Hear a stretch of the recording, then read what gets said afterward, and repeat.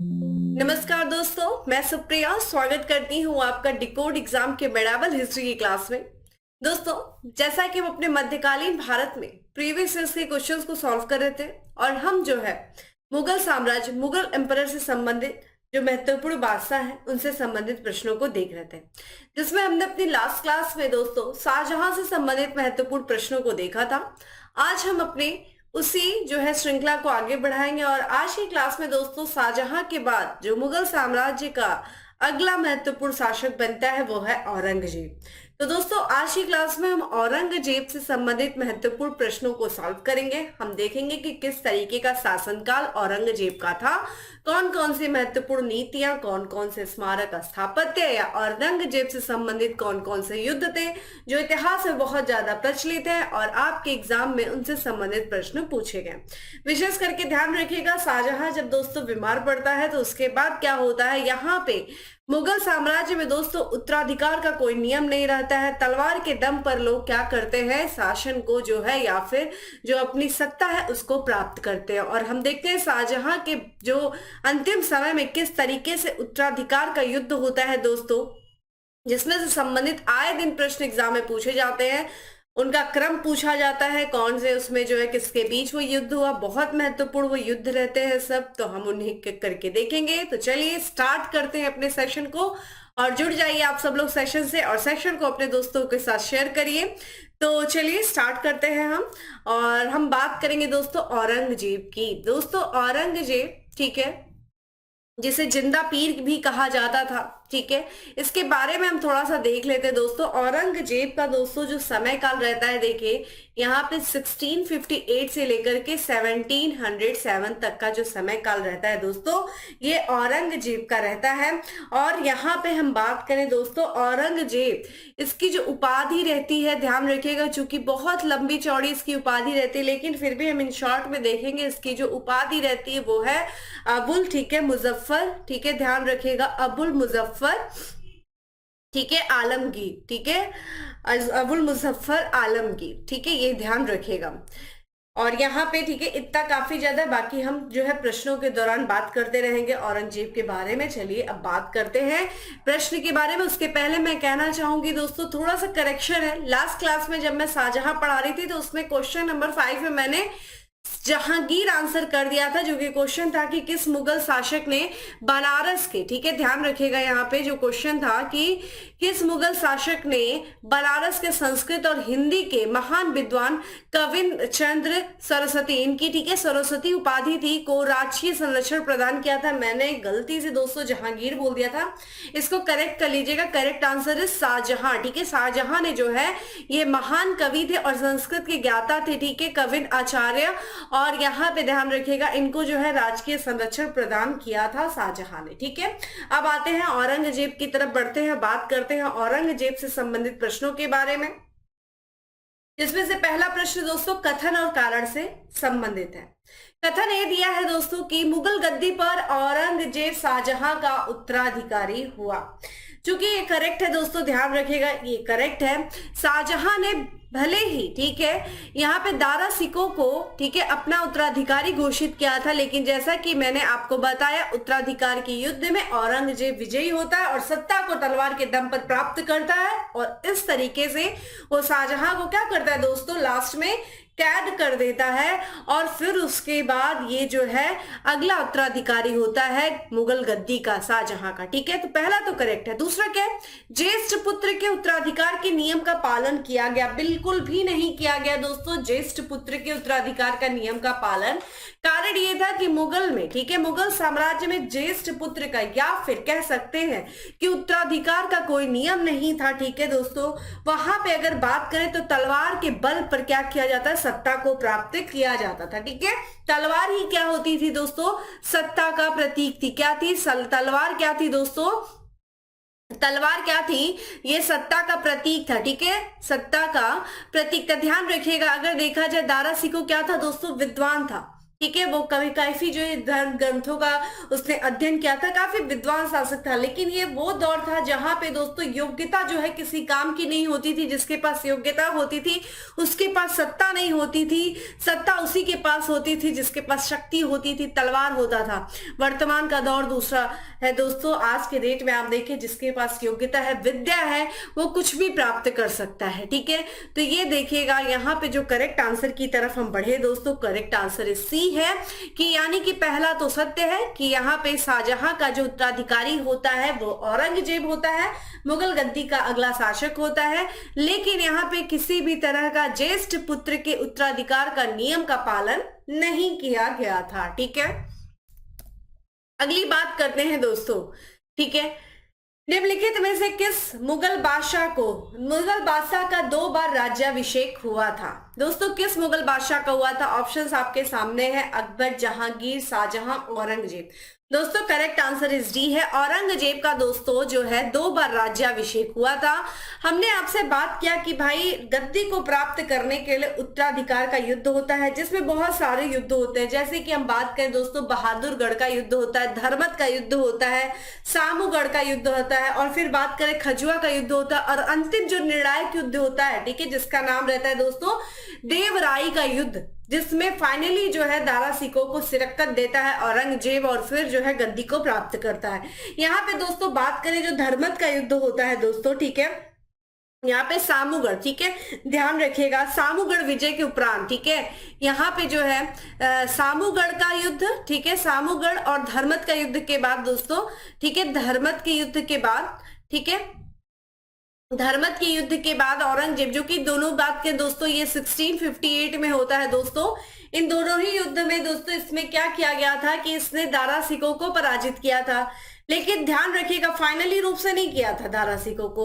तो इसमें क्या हुआ था कि धर्मत के युद्ध में, सामूगढ़ के युद्ध में ये हुआ था कि जब विजयी हुआ तो इसको लगा अब दारा सिकों नहीं आएगा, और इस तरीके से इसने 1658 में जुलाई में, ध्यान रखिएगा 1658 में जुलाई में जो है इसने क्या किया, आगरा में, ठीक है, आगरा में दोस्तों अपना अधिकार जो है, आगरा पर अधिकार कर लिया, ठीक है, आगरा पर अधिकार कर लिया और अपना क्या किया, राज्याभिषेक पहली बार जो है अधिकार किया और पहला जो है राज्याभिषेक करवाया। ठीक है, पहला क्या किया, राज्याभिषेक करवाया। ठीक है, और जब फाइनली रूप से देखिए अगला जो युद्ध होगा दोस्तों, जो फाइनल युद्ध होता था देवराई का युद्ध, ठीक है, ध्यान रखिएगा दोस्तों, ये देखिए ध्यान रखिएगा, देवराई का जो युद्ध होता है दोस्तों, ये होता है अप्रैल, ठीक है, अप्रैल में होता है, ये होता है 1659 में, और इसमें फाइनली रूप से दारा सिकों को ये जो है परास्त कर देता है और फिर ये अब ये जाकर के शासक बनता है। तो इस तरीके से इसने जो दूसरा राज्याभिषेक करवाया दोस्तों,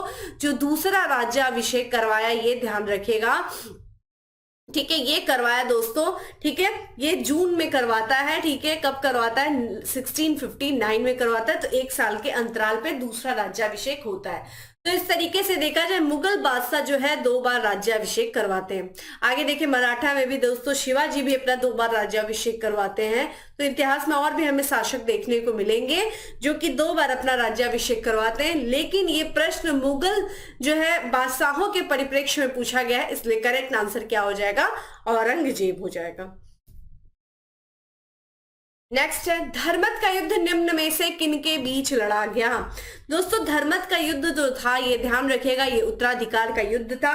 ये युद्ध हुआ था दोस्तों अप्रैल में हुआ था, ध्यान रखिएगा, धर्मत का युद्ध जो था दोस्तों ये अप्रैल में हुआ था, 1658 में हुआ था दोस्तों, ठीक है, 1658 में हुआ था, जो कि किसके बीच लड़ा गया था दोस्तों, ये औरंगजेब और दारा सिकों के बीच में क्या हुआ था दोस्तों, लड़ा गया था। करेक्ट आंसर इस सी है, ठीक है। और यहाँ पे इस युद्ध में, ठीक है, दारा सिकों का साथ किसने दिया था दोस्तों, तो जोधपुर के शासक थे। पूछा जा सकता है भाई ये जोधपुर के, ठीक है, जोधपुर के राजा थे, ठीक है, ध्यान रखिएगा, जोधपुर के राजा थे, ठीक है, जिनका नाम दोस्तों ध्यान रखिएगा जसवंत सिंह, ठीक है, जसवंत सिंह। उन्होंने जो है दारा सिकों का क्या किया था दोस्तों, साथ दिया था, ठीक है, जसवंत सिंह ने दारा सिकों का साथ दिया था। और इस युद्ध में जब दारा सिकों की जो है पराजय होती है तो काफी स्थिति इसकी सुदृढ़ हो जाती, मजबूत स्थिति हो जाती है औरंगजेब की। अच्छा, मैं आपको एक बात बता दे रही हूँ, यहाँ पे मैं जितने भी उत्तराधिकार के युद्ध रहते हैं उनका सीक्वेंस लिख लीजिए आपको, जो ठीक है, ताकि आपके लिए ही ये सहूलियत होगा कि आपसे अगर सीक्वेंस देखिए, सीक्वेंस पूछा गया है, ठीक है, जो है मैच द यहाँ पे जो है क्रम लगाने को पिछले ही प्रश्न 2022 में प्रश्न पूछा गया था पीसीएस में, और आगे भी आने की संभावना, तो एक जगह लिख लीजिए, जो शाहजहां ने जो है जब अपना उत्तराधिकारी घोषित किया था दारा सिकोह को, उसके बाद जो है कुछ उत्तराधिकार का युद्ध होता है, जिसमें पहला देखिए बहादुरगढ़ का युद्ध होता है, ठीक है, ध्यान रखिएगा, लिखते जाइए, ठीक है, बहादुरगढ़ युद्ध, ठीक है, पहला है।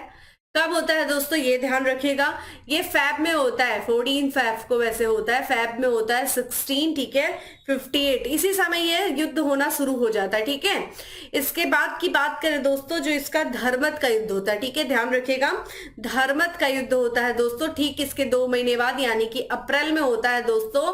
कहाँ पे, ये भी 1658 में होता है, और जैसा कि अभी पूछा किसके किसके बीच होता है, दारा सिकोह और औरंगजेब के बीच में होता है।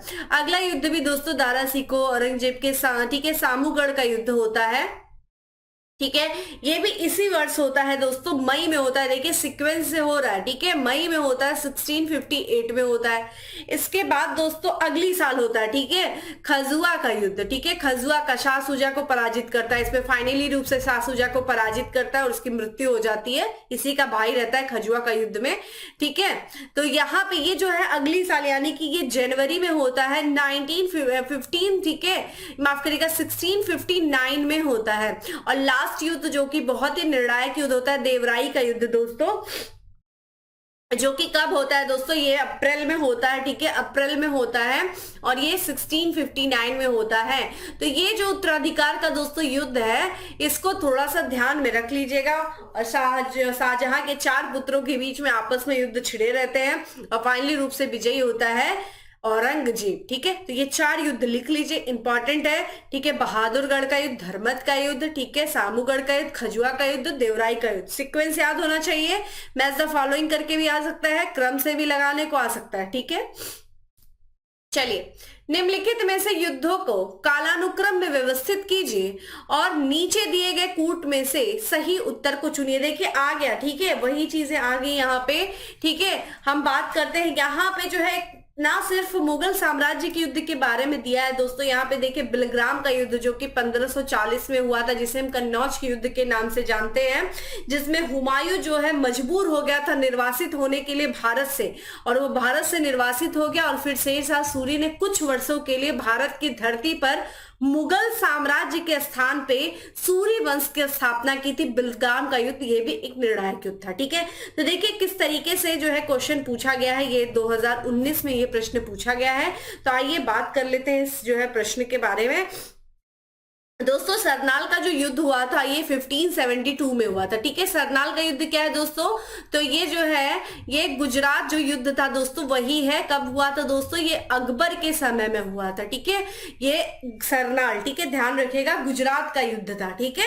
और जब गुजरात अभियान पे गया था और अकबर की जो मुगल सेना थी वो किसको पराजित की थी दोस्तों, अकबर की मुगल सेना ने दोस्तों किसको पराजित किया था, तो ये देखा जाए इब्राहिम मिर्जा को, ठीक है, इब्राहिम मिर्जा को, ठीक है, सरनाल के युद्ध में क्या किया था, पराजित किया था, ठीक है। ये 72 हो गया। बेलग्राम का युद्ध अभी मैंने बताया 1540 में हुआ था दोस्तों, किसके किसके बीच हुआ था, हुमायूं के बीच में, इसको कन्नौज के भी युद्ध के नाम से जानते हैं, आल्सो नोन एज कन्नौज युद्ध, ठीक है। किसके किसके बीच हुआ दोस्तों, हुमायूं के बीच हुआ, ठीक है, और प्लस वर्सेस शेरशाह सूरी, ठीक है। शेरशाह सूरी क्या हुआ था दोस्तों, ये विजयी हुआ था, ठीक है, हुमायूं हार गया था और सूरी वंश की स्थापना हुई थी, ठीक है। यहाँ पे अगर हम बात करते हैं धर्मत का युद्ध, अभी हमने देखा दोस्तों धर्मत के युद्ध जो कि अप्रैल में हुआ था दोस्तों, ठीक है, किसके किसके बीच, औरंगजेब के बीच में और दारा सिकोह के बीच में। कब हुआ था, अप्रैल, ठीक है, 1658 में हुआ था, धर्मत का युद्ध हुआ था।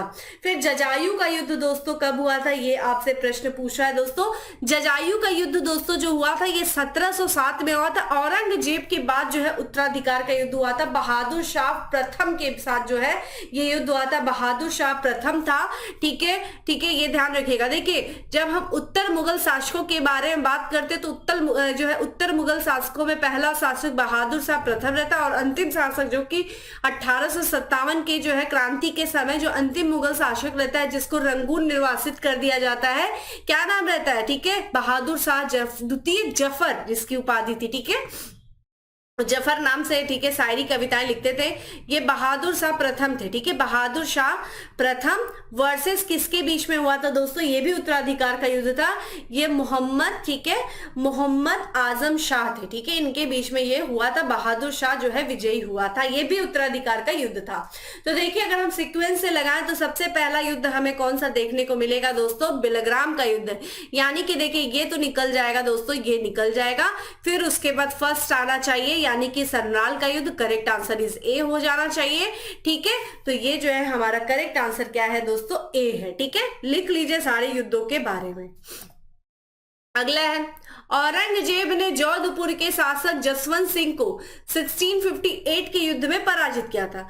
धर्मत किस राज्य में जो है, किस राज्य में स्थित है, यहाँ पे देखिए धर्मत किस राज्य में स्थित है, तो देखिए धर्मत का युद्ध हुआ था दारा सिको और औरंगजेब के बीच में, अप्रैल 1658 में हुआ था, और जिसमें दारा सिको का साथ किसने दिया था, जोधपुर के शासक थे, ठीक है दोस्तों, जसवंत सिंह, इन्होंने जो है दारा सिको का साथ दिया था, लेकिन दारा सिको पराजित हुआ था।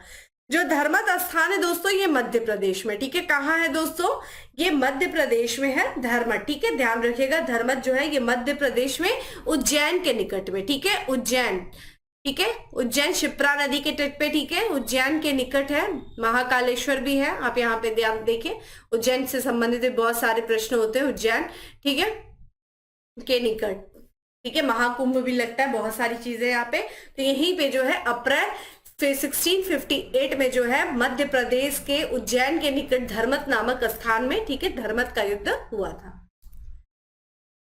नेक्स्ट हमारा प्रश्न है, औरंगजेब के शासनकाल की निम्नलिखित घटनाओं पर विचार कीजिए और उनका कालानुक्रम व्यवस्थित कीजिए। देखिए पुनः ये यूपीपीसीएस प्री में ये प्रश्न आया था, सारे युद्ध दिया गया है दोस्तों, और इन सारे युद्धों में दोस्तों क्या होता है, उनका पूछ रहा है भाई, क्रम पूछ रहा है कि पहले कौन था, पहले कौन था।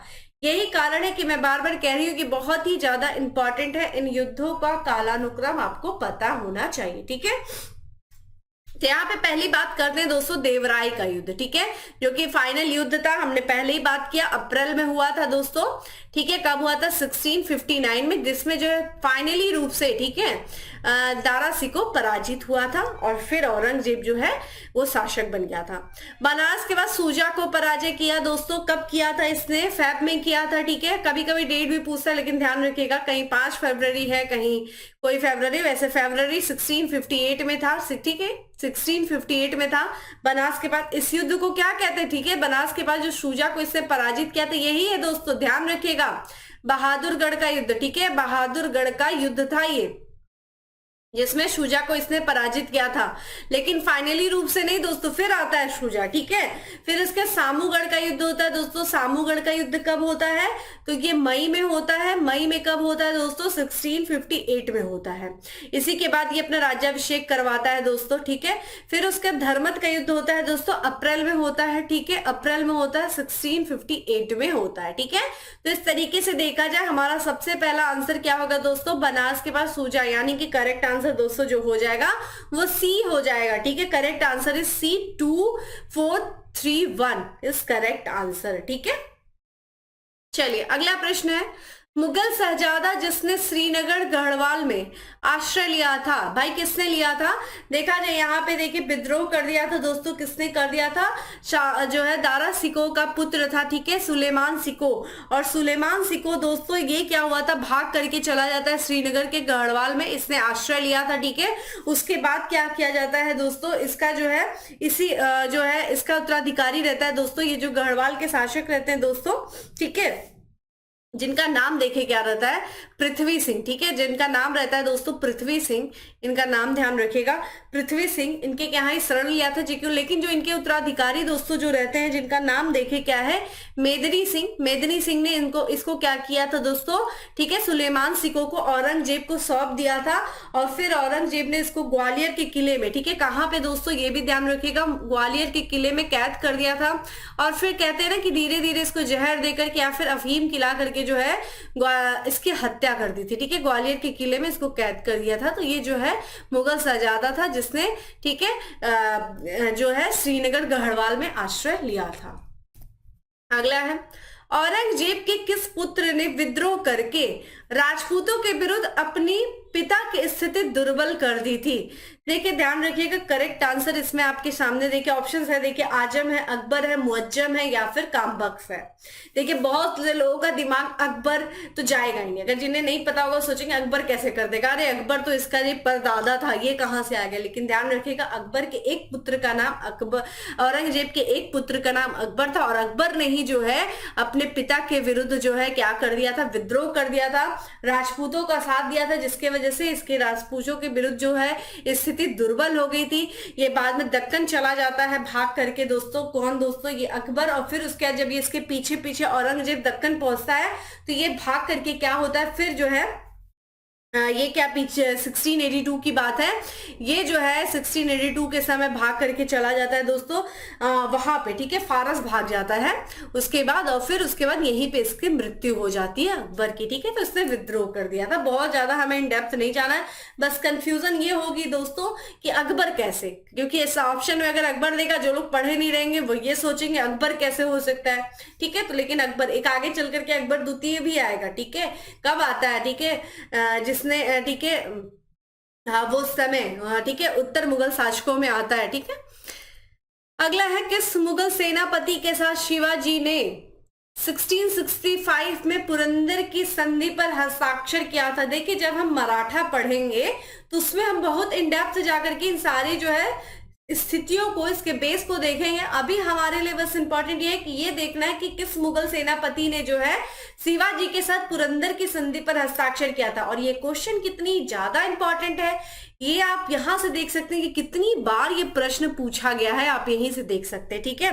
तो दोस्तों किसने किया था, तो ये जय सिंह ने किया था, ठीक है, जय सिंह, जो कि ये कचवाहा, ठीक है, ये जय सिंह ने किया था। करेक्ट आंसर इज बी है दोस्तों। राजा जय सिंह की बात करें तो आरंभ में, ठीक है, ध्यान रखिएगा 1665 की बात है दोस्तों, औरंगजेब ने क्या किया, ये जो राजा जय सिंह रहते हैं, ठीक है, इनके नेतृत्व में एक विशाल सेना भेजता है, ठीक है, किसको घेरने के लिए, ठीक है, शिवाजी का दमन करने के लिए, शिवाजी को घेरने के लिए। लेकिन जो जय सिंह रहता है दोस्तों, जो कि कहाँ का शासक रहता है ये ध्यान रखिएगा, ये भी, ठीक है, कचवाहा का शासक रहता है, ठीक है, कचवाहा, जहां से सबसे पहले, ठीक है, अकबर ने अपना वैवाहिक संबंध स्थापित किया था, यहाँ का शासक रहता है। और बहुत ही कहते हैं ना कि बहुत कूटनीतिज्ञ रहता है, और बहुत एक तरीके से काफी युद्ध और शांति दोनों का ही विशेषज्ञ, युद्ध का भी विशेषज्ञ रहता है, शांति का भी विशेषज्ञ रहता है, और काफी ज्यादा ये डिप्लोमेटिक रहता है। और ये बात तो समझ जाता है कि, ठीक है, बीजापुर को अगर जीतना है, ठीक है, बीजापुर को जीतना चाह रहा था, बीजापुर गोलकुंडा को जीतना चाहता है, क्योंकि देखिए हमने मैप देखा था, गोलकुंडा जो था वो शाहजहां के साम्राज्य में नहीं था, और इस क्षेत्रों में, ठीक है, बीजापुर और ये गोलकुंडा को जब ये, ठीक है, यहाँ का सूबेदार रहता है दक्कन का, ठीक है, कब, शाहजहां के शासनकाल में औरंगजेब तो एक बार जीतने का भी, विद्रोह भी कर दिया था। लेकिन कहा जाता है कि दारा सिकों के, ठीक है, एक तरीके से सलाह पर शाहजहां ने क्या किया था कि औरंगजेब को दबा दिया था, बोला था, मना कर दिया था। लेकिन जब ये शासक बनता है तो इसकी जो महत्वाकांक्षा रहती है वो इन क्षेत्रों को जीतने की रहती है, ये जीतता भी है। और यहाँ पे जो जय सिंह रहता है वो ये बात जानता है कि बीजापुर को अगर जीतना है तो हमें किसी भी तरह से क्या करना होगा, शिवाजी को अपने पक्ष में लेना होगा, क्योंकि इन्हीं सब क्षेत्रों में शिवाजी शासन करते हैं, तो मैत्री संबंध स्थापित करना होगा। और यही कारण है कि भाई यहाँ पे जो है ये पुरंदर के किले पर मुगलों की विजय होने के बाद, पुरंदर का जो किला था वहां पे मुगलों ने विजय भी कर लिया था, ठीक है, और एक तरीके से जो राजगढ़ था वहां पे इसकी घेराबंदी करने के बावजूद भी मुगलों ने, यानी कि जय सिंह ने, ठीक है, पुरंदर की संधि कर ली, किसके साथ, शिवाजी के साथ, जिससे कि शिवाजी का साथ मिल सके बीजापुर को जीतने में, ठीक है। तो यही एक तरीके से था। तो ये पुरंदर की संधि हुई कब थी दोस्तों, तो ये जून 1665 में हुई थी। ये भी आपसे सन भी पूछा जा सकता है, ये पूछा गया है कि किसके किसके बीच हुआ, ये तो पूछ लिया गया, सन दे दिया गया, सन भी पूछा जा सकता है, कभी ऐसे घुमा देगा कि पुरंदर की संधि किसके बीच और किस वर्ष हुआ था, तो ये आपको ध्यान देना होगा, ठीक है। चलिए, किस मुगल बादशाह को जिंदा पीर कहा जाता था? ठीक है, तो उसकी नीतियों के लिए किसे जिंदा पीर कहा जाता था दोस्तों? ये कहा जाता था औरंगजेब को। ठीक है, औरंगजेब को जो है जिंदा पीर कहा जाता था। करेक्ट आंसर क्या हो जाएगा? बी हो जाएगा।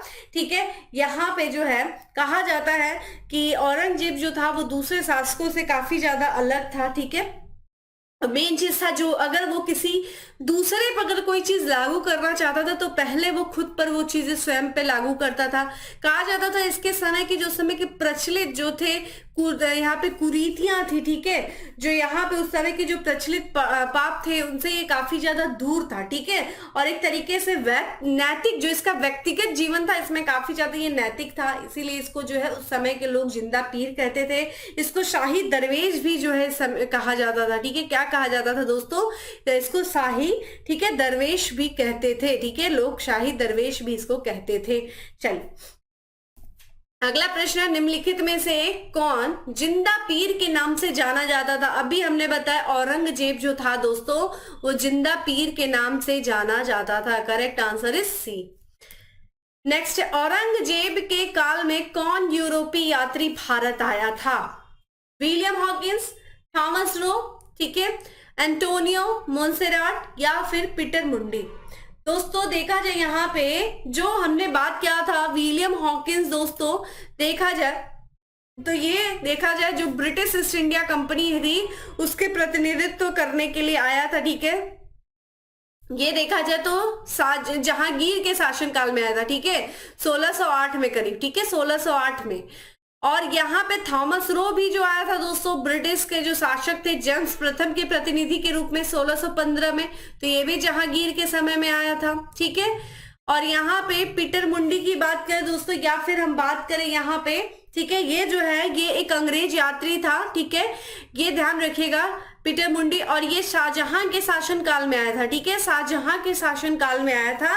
और यहाँ पे अगर हम बात करें, ठीक है, ये भी जो है यहाँ पे एंटोनियो मोंसेराट भी जो है ये अकबर के काल में आया था। ठीक है, तो इस तरीके से देखा जाए एक ई ऑप्शन होना चाहिए था, इनमें से कोई नहीं। ठीक है, इनमें से कोई नहीं जो है ऑप्शन होना था और ये जो है करेक्ट हो जाता।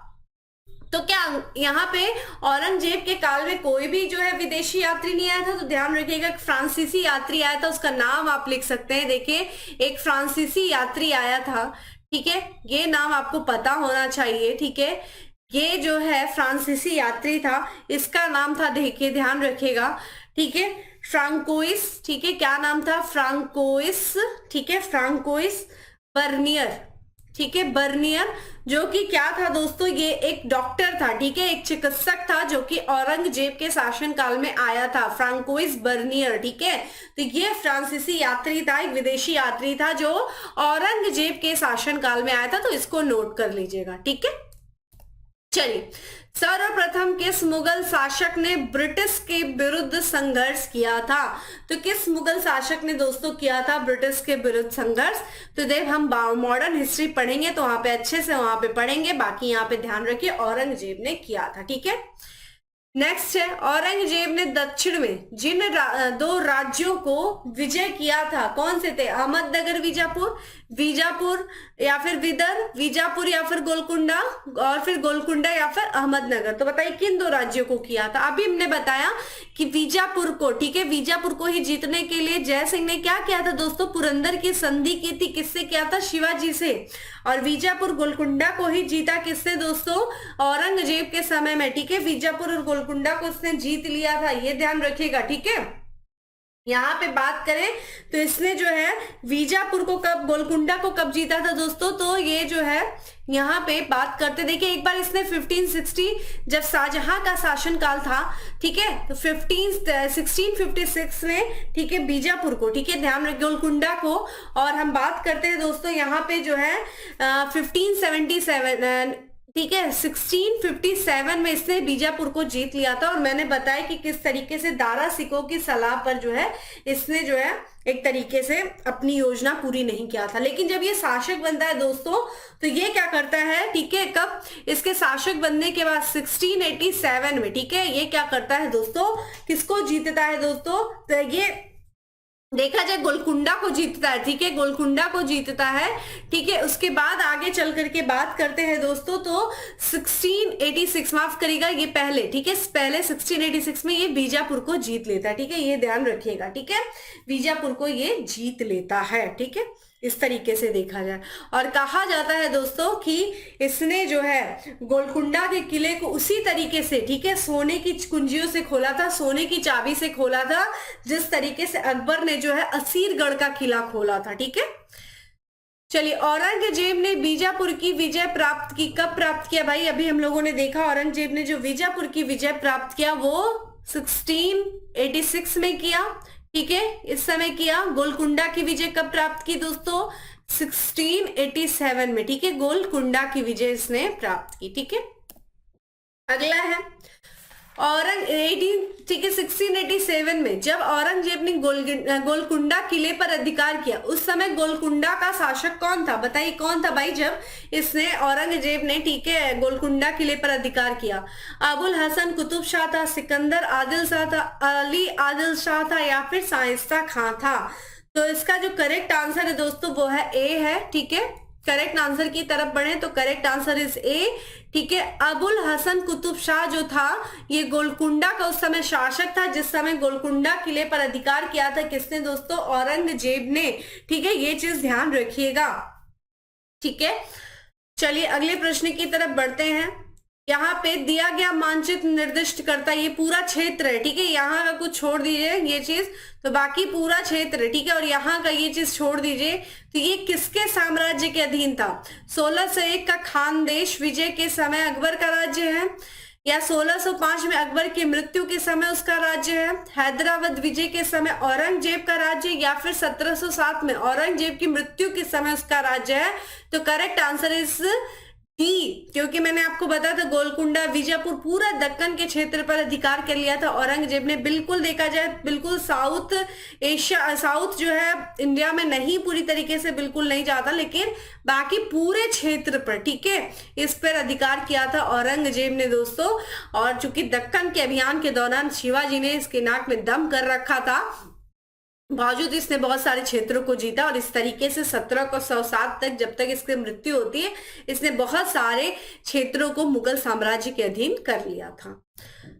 अगला है किस बादशाह के अंतर्गत मुगल सेना में सर्वाधिक हिंदू सेनापति थे? भाई किस मुगल बादशाह के अंतर्गत? हुमायूं, अकबर, जहांगीर, या फिर औरंगजेब? जल्दी से आंसर करिए कमेंट बॉक्स में, वीडियो को शेयर भी करते रहिए दोस्तों। Correct answer is D.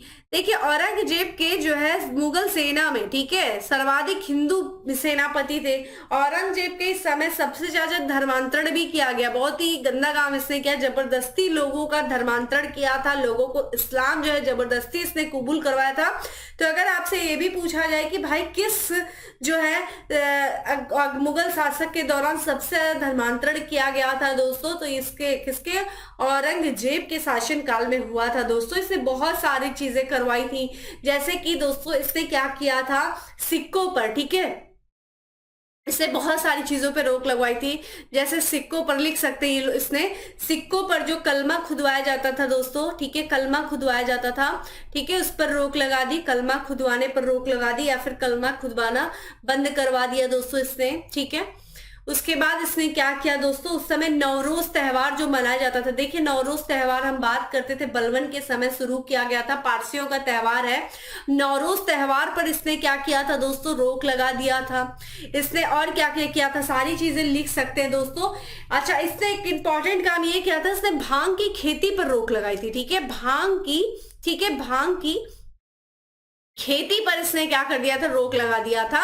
अच्छा, इसके जो यहाँ पे जहांगीर, जो इसके दादा थे, जो कि अफीमची थे, काफी अफीम भी जो है लेते थे, लेकिन इन्होंने जो है जहांगीर ने दोस्तों, ये भी ध्यान रखिएगा, तंबाकू की खेती पर रोक लगाया था, ठीक है, तंबाकू की खेती पर रोक लगाया था, ये चीज ध्यान रखिएगा, ठीक है। जहांगीर ने तंबाकू की खेती पर, भांग की खेती पर औरंगजेब ने रोक लगाई थी, ठीक है। अच्छा, इसने तुलादान प्रथा भी खत्म किया था दोस्तों, ठीक है, ये भी ध्यान रखिएगा, तुलादान प्रथा भी खत्म किया था, ठीक है। तुलादान प्रथा जो किसके समय शुरू की गई थी? जो अकबर के समय में शुरू किया गया था, आप देखेंगे, ठीक है, अकबर के समय शुरू किया गया था तुलादान।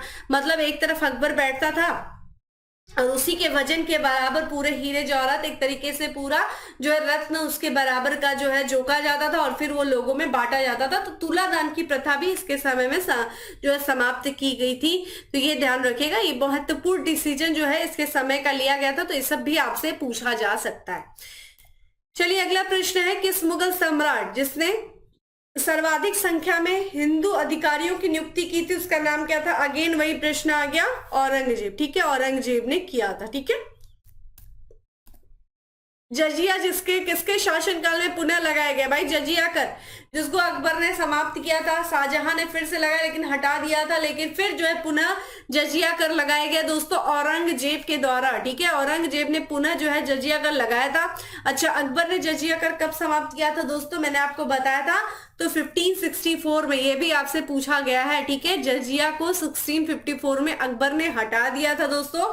फिर पुनः जो है, ठीक है, यहाँ पे अकबर ने, ठीक है, 1679 में, ध्यान रखिएगा 1679 में पुनः जो है शुरू किया था। ठीक है, औरंगजेब ने।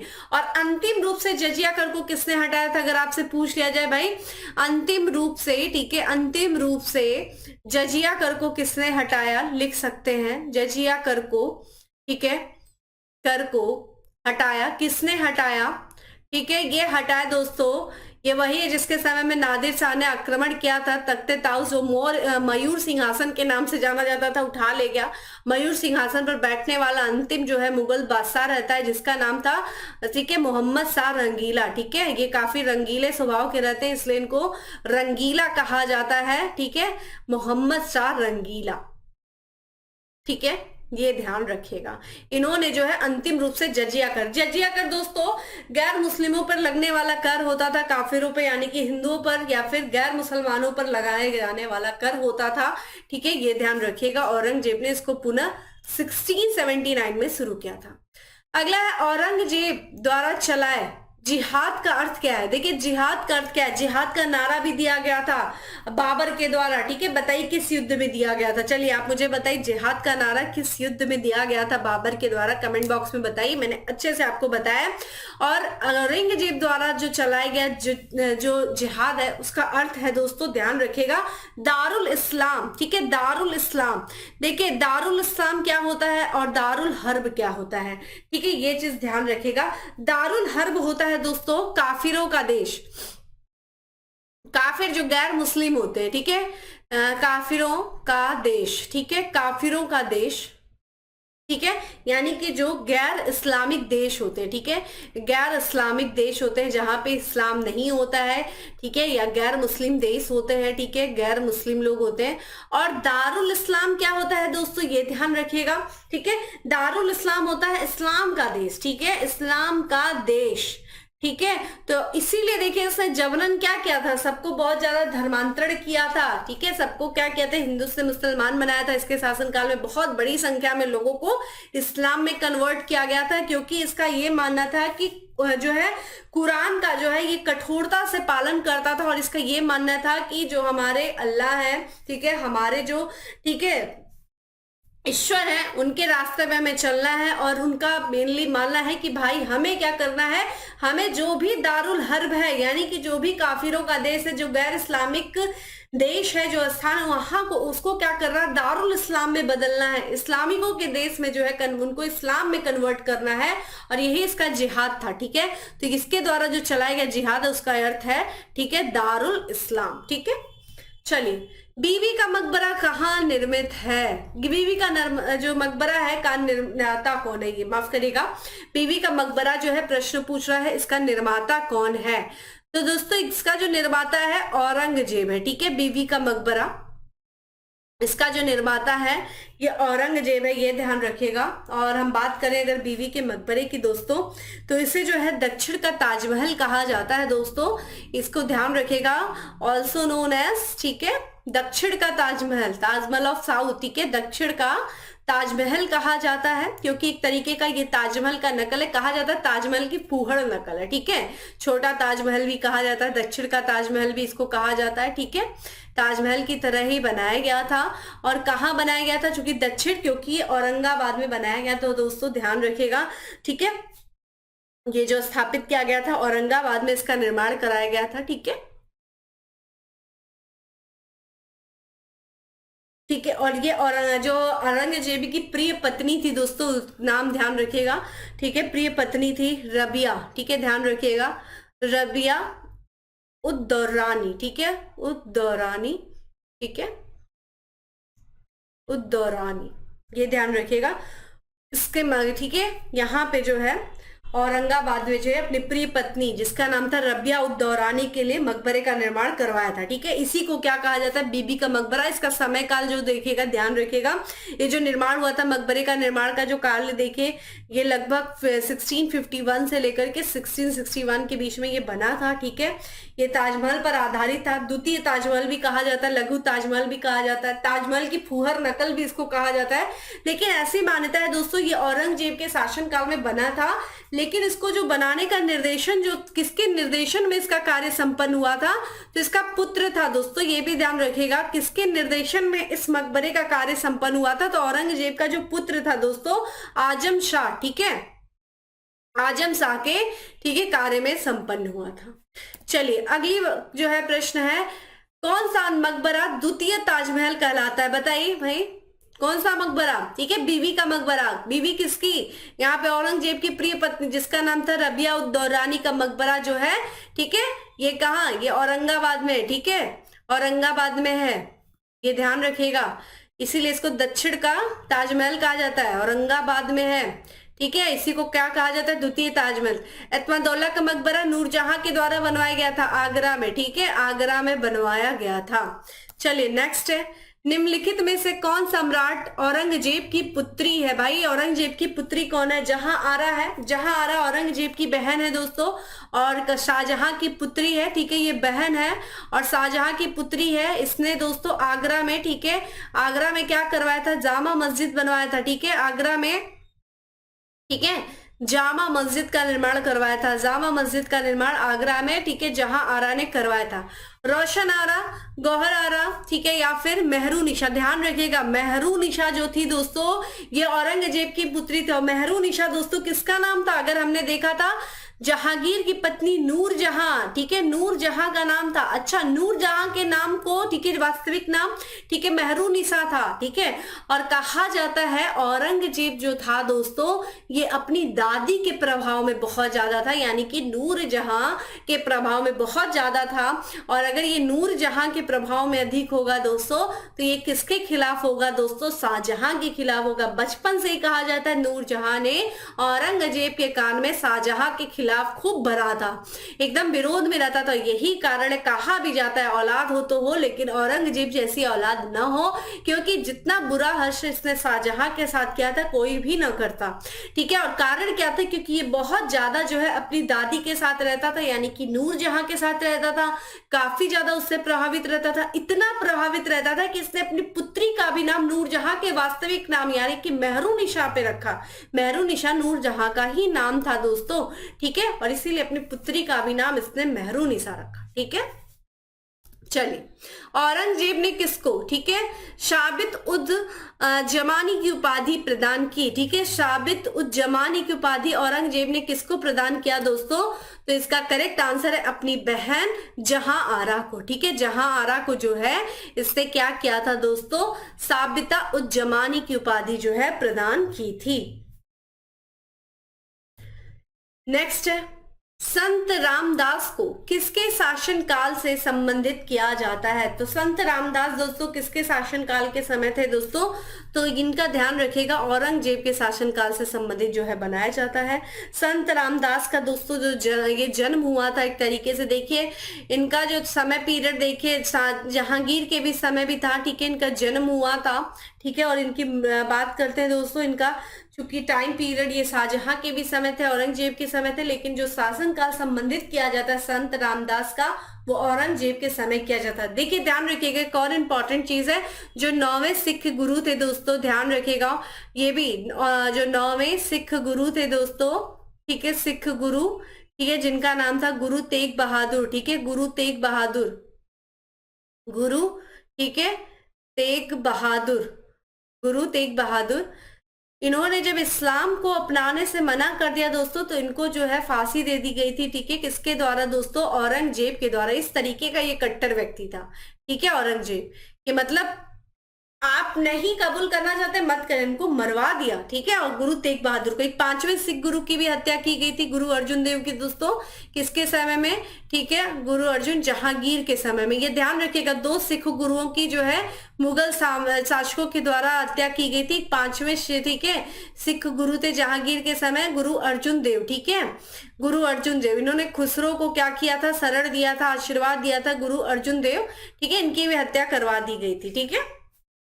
चलिए आज के लास्ट प्रश्न की तरफ बढ़ते हैं। दिल्ली के लाल किले में मोती मस्जिद का निर्माण किया था, किसने किया था? अकबर ने, जहांगीर ने, शाहजहां ने, औरंगजेब ने। दिल्ली के लाल किले का निर्माण तो शाहजहां ने करवाया, सबसे पहली बात तो ये ध्यान रखिएगा, ठीक है। दिल्ली के जो लाल किले का निर्माण दोस्तों किसने करवाया? शाहजहां ने करवाया। जब शाहजहां शासक बनता है तो इसने शाहजहानाबाद नगर बसवाया, वहां पे बहुत सारे किले बनवाए, जिसमें से एक दिल्ली का लाल किला भी बनवाया। इसने अपनी राजधानी इसको बनवाई, और इस किले के अंदर जो मोती मस्जिद बनवाया दोस्तों वो औरंगजेब ने बनवाया। ध्यान रखिएगा, किले के अंदर जो मोती मस्जिद बनवाया वो औरंगजेब ने इसका निर्माण करवाया था, ठीक है। और किले के बाहर जो जामा मस्जिद का निर्माण करवाया था दोस्तों वो किसने करवाया था, ठीक है, ठीक है। किले के अंदर जो जामा मस्जिद, किले के बाहर जो जामा मस्जिद का निर्माण करवाया गया था वो शाहजहां ने करवाया था, ठीक है। ये ध्यान रखिएगा, किले के बाहर ये जामा मस्जिद, ठीक है, ये किले के बाहर, तब ध्यान रखिएगा। एक जामा मस्जिद, ठीक है, फतेहपुर सीकरी में अकबर ने करवाया था, ठीक है, जिसे क्या कहा, शान फतेहपुरी कहा जाता था, ठीक है। तो इस तरीके से मस्जिद का, ठीक है, योजना बनाई थी शाहजहां ने, लेकिन वो करवा नहीं पाया था, तो ठीक है, किले के अंदर जो है मोती मस्जिद का निर्माण करवाया औरंगजेब ने। तो दोस्तों इस तरीके से आज हमारा मुगल शासक, जो महत्वपूर्ण मुगल शासक थे वो सब कंप्लीट होते हैं। अब हम बात करेंगे अपनी अगली क्लास में दोस्तों मुगल प्रशासनिक व्यवस्था से, और साथ ही साथ जो स्थापत्य कला से संबंधित बहुत ज्यादा प्रश्न पूछे जाते हैं उनको हम देखेंगे, और इस तरीके से हमारा मुगल जो है कंप्लीट हो जाएगा। इसी तरीके से हमसे जुड़े रहिए, सेशन से जुड़े रहिए। जो प्रश्न मैंने सेशन के दौरान पूछा है उसका आंसर करिए। फिर मिलते हैं अगले सेशन में, तब तक के लिए bye, have a good day, stay safe and stay happy.